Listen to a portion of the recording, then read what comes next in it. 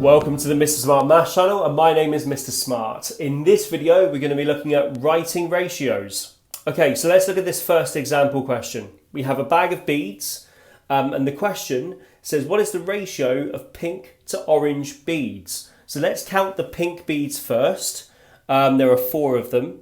So we count them up and then we write down the amounts. There are 4 pink beads and there are 3 orange beads. So that's steps 1 and 2. And then on the top left it says simplify. Now, just like with fractions, if there is a number that divides into both of the numbers in a ratio, you can divide by that number. Here, there isn't a number that divides into 4 and into 3, so we leave the ratio as it is. So that is my final answer, 4:3. What is the ratio of orange to pink beads? Well, here, the order of the words have changed, so you change the numbers also. So the number of orange beads is 3, and the number of pink beads is 4, and that is my final answer, 3:4. Okay, next question. So, similar type of question, we have bags of beads. And what is the ratio of pink to orange beads? Well, let's count the pink beads first, which is 6, and then let's count the orange beads, which is 2.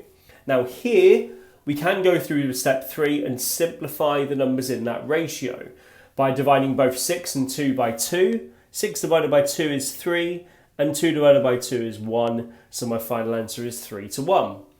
What is the ratio of orange to pink beads? Again, write down the orange number first, which is 2, pink, which is 6, and 2 to 6, just like the previous example, we can divide both numbers by 2, and we get a final answer of 1:3.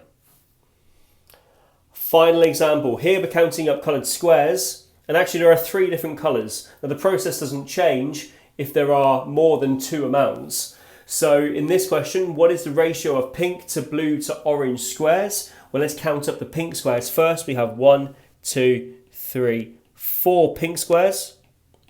We have 2 blue squares. And we have 1, 2, 3, 4, 5, 6 orange squares. So we have a ratio of 4 to 2 to 6. All 3 of those numbers divide by the number 2. So let's do that. 4 divided by 2 is 2. 2 divided by 2 is 1. And finally, 6 divided by 2 is 3. So my final answer is 2:1:3. Be sure to check out the Mr. Smart Maths channel on YouTube. And don't forget the website, mrsmartmaths.com. See you again soon.